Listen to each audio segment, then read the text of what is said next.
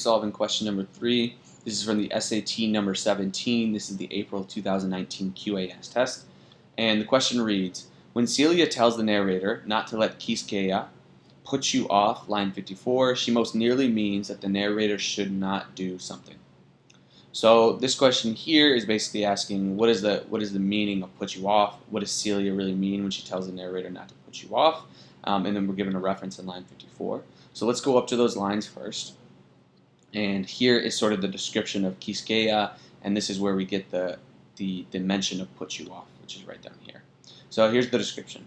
It says she chortled. Quisqueya is a busybody, but it's only because she's so insecure. She doesn't know how to connect with people. Don't let her put you off. So this is a description. We got Quisqueya. She's maybe annoying. She's a busybody. She's a gossip. She's nosy. She gets in people's business. But she only does it because she's insecure. She doesn't feel confident in herself, and this is the only way that she knows how to connect with people and how to have a relationship is by gossiping or maybe being this busybody. So we're going to want an answer choice that will match this. So put you off, typically I think in everyday speech really means like don't be put off by that person, means basically don't be annoyed, don't be bothered by that person, don't let this person sort of get under your skin. That's what it sort of means in everyday speech, and I think that meaning sort of translates and carries over in this specific context. Basically, don't let Quisqueya, if she's being nosy or gossiping or whatever, just understand that she's insecure, so don't be hurt by her, don't let her get under your skin. So let's choose an answer choice. A says that the meaning is don't be offended by Quisqueya, don't be offended.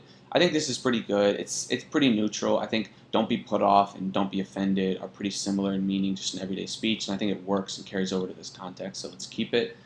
B says don't be deceived by Quisqueya. There's nothing in the passage or in Celia's description of her that would suggest that she's going to be deceptive, so I think we can get rid of B.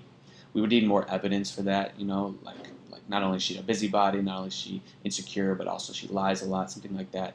C says let Quisqueya avoid her, so this would be saying when Celia tells her to not be put off would be to just let Quisqueya avoid her. Don't try to go out of your way to talk to her. This doesn't make sense because it says that this woman is a busybody herself. So I don't think Quisqueya is going to try to avoid the narrator, but probably try to get in her business as well.